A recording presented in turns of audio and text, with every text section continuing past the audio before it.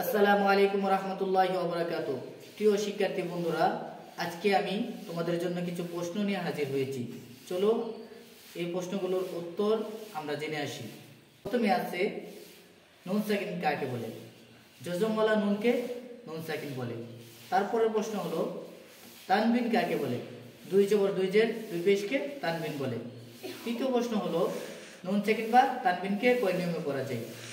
তাহলে উত্তর হবে নুন সাকিন বা তানবিনকে 4 নিয়মে পড়া যায়। ইজহার, ইকলাব, ইদগাম, ইখফা। ইজহার অর্থ স্পষ্ট করিয়া পড়া। তারপর প্রশ্ন হলো ইজহার হরফ কয়টি? ইজহার হরফ মোট 6টি, যথা হামজা, হা, আইন, হা, গাইন, খ। তারপর আসেন যে ইকলাব। ইকলাব অর্থ বদল করিয়া পড়া। ইকলাবের হরফ কয়টি? উত্তর হলো ইকলাবের হরফ একটি, কি? বা।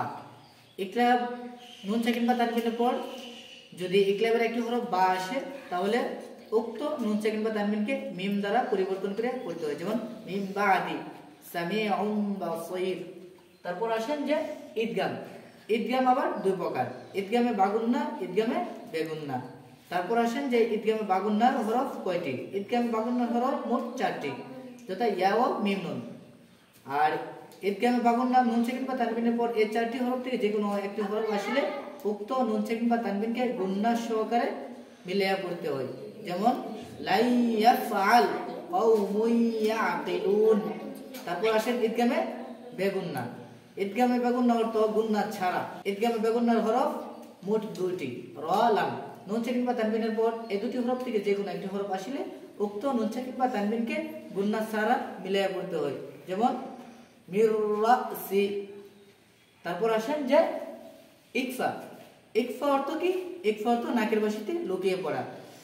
ইকফার হরফ 15টি, তা, সা, জিম, দাল, জাল, জা, সিন, শিন, সাদ, দাদ, তা, জা, ফা, কফ, কাফ। নুন সাকিন বা তানবিনের পর এই 15টি হরফ থেকে যে কোনো একটি হরফ আসলে উক্ত নুন সাকিন বা তানবিনকে গুন্না সহকারে লুকাইয়া পড়তে হয়, যেমন লাম তাফআলু কওমুন তাজহালুন।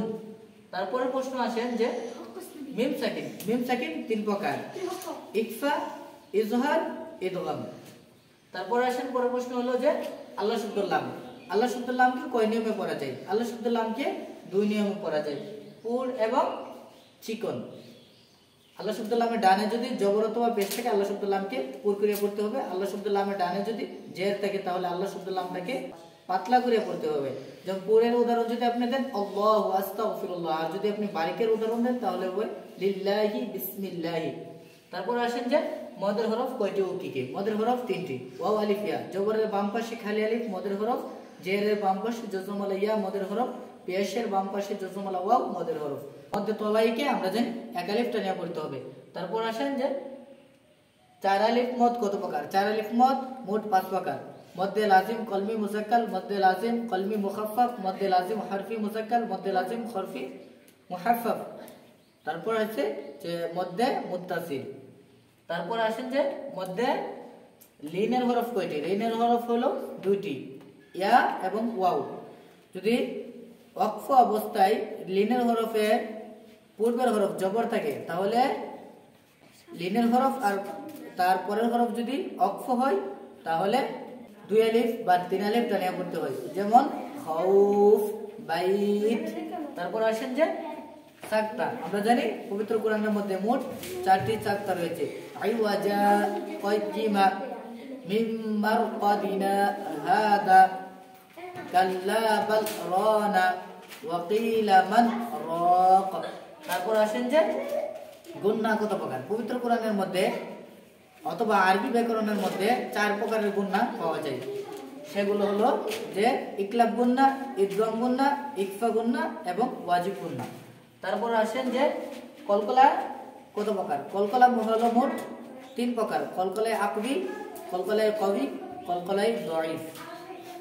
একটার উদাহরণ হলো যদি কলকলায় আকবি, কলকলার যদি অক্ফ অবস্থায় কলকলার মধ্যে যদি তাহজিদ হয় আর সেটার মধ্যে অক্ফ করা হয়, যেমন হাক্ক, আলাইসা হাযা বিল হাক্ক। আর অক্ফ অবস্থায় যদি কলকলার হরফের মধ্যে যদি সাকিন হয় তাহলে সেটিকে কলকলায় কবি কি বলে? কলকলায় কবি। যেমন একটু মধ্যম কলকলা আদায় হবে, এত শক্ত হবে না। যেমন এর উদাহরণ যদি আপনি দিতে হবে হিসাব, আর হলো যে আপনি কোরআন অথবা ব্যাকরণ পড়ার সময় কলা হরফ আসে আর এর মধ্যে যদি জজম হয় তাহলে সেটিকে অল্পভাবে আদায় করতে হবে, যেমন আবওয়াবা। ঠিক আছে, সবাই ভালো থাকবেন, সুস্থ থাকবেন, দেখা হবে পরবর্তী কোনো ক্লাসে। আসসালামু আলাইকুম ওয়া রাহমাতুল্লাহি।